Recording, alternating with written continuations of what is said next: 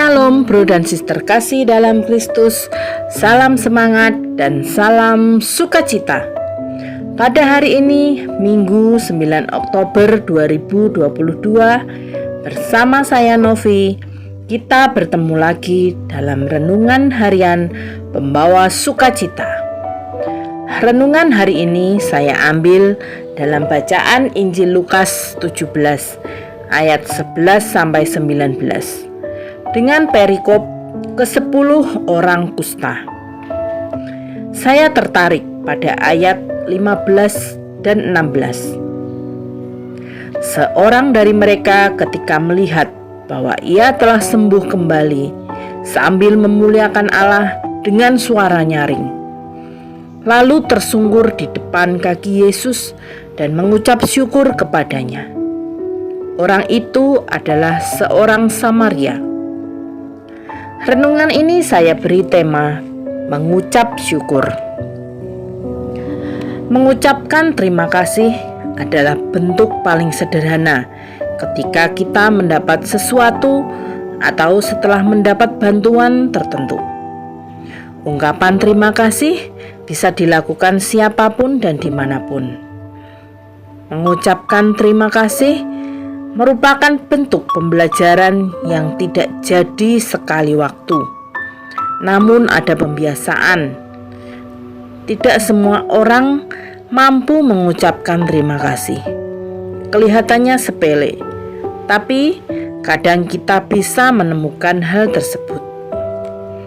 Dalam bacaan Injil hari ini, kita diingatkan untuk berterima kasih.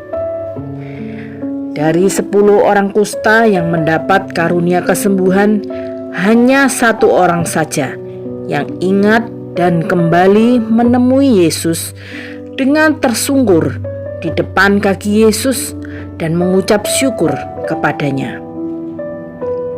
Penyakit kusta yang dianggap sebagai aib dan kutukan, orang kusta tersebut dikucilkan. Orang Yahudi menganggap bahwa penyakit kusta sebagai hukuman atas dosa tertentu. Itulah sebabnya mereka hanya berteriak dari kejauhan. Dalam ayat 13 dikatakan, "Yesus, Guru, kasihanilah kami." 10 orang kusta itu tidak langsung minta kesembuhan. Mereka hanya minta belas kasih-Nya. Yesus mendengar teriakan mereka dan menunjukkan belas kasih-Nya. Tuhan Yesus tidak langsung menyembuhkan mereka.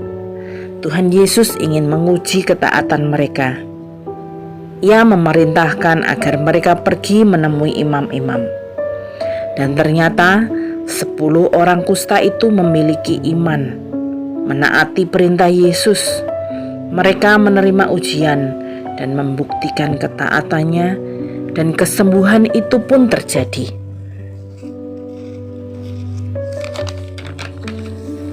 Ayat ini sangat meneguhkan dan menguatkan saya. Kalau di Alkitab penyakit kusta adalah penyakit yang dijauhi orang-orang pada saat itu, kalau zaman sekarang adalah penyakit COVID yang awal-awal merebaknya kita takuti dan menjadi penyakit yang ditutup-tutupi. Kalau ada yang terkena COVID dan orang tersebut sudah sembuh pun, ada yang dikucilkan dari masyarakat. Sewaktu lagi tinggi-tingginya jumlah COVID varian Delta, papa saya juga terkena. Dan ketika kami sekeluarga memutuskan untuk merawat sendiri dengan resiko yang sangat besar, setiap hari kami hanya mengandalkan Tuhan lewat doa dan puji-pujian. Dan pernah di satu titik papa saya hampir menyerah. Namun kami tetap bersatu hati mendoakan. Dan puji Tuhan, kami sekeluarga bisa melalui peristiwa itu. Bukan karena kehebatan kami, tapi semua anugerah Tuhan sendiri yang sungguh luar biasa pemeliharaannya untuk keluarga kami. Dan sebagai ungkapan syukur kami, puji Tuhan, Papa sering mendoakan dan membantu orang-orang yang memerlukan bantuan baik dalam doa maupun support untuk orang-orang yang sedang sakit. kami sangat bersyukur untuk kebaikan-kebaikan Tuhan. Yang menjadi refleksi untuk kita adalah, apakah kita mau seperti orang Samaria yang tersungkur dan mengucap syukur ketika kita telah merasakan kebaikan Tuhan? Ataukah kita malah seperti 9 orang yang sudah disembuhkan, tapi tidak kembali untuk berterima kasih atas kesembuhannya? Mari kita datang dan bersyukur senantiasa kepada Tuhan dalam segala situasi dan kondisi, dan taat kepada Tuhan. Marilah berdoa. Dalam nama Bapa dan Putra dan Roh Kudus. Amin. Tuhan Yesus, kami sungguh bersyukur untuk setiap kebaikan-Mu yang tak pernah bisa kami hitung. Kami mau selalu mengandalkan Engkau dalam situasi apapun. Kami mohon Roh Kudus-Mu selalu menguatkan dan memampukan kami.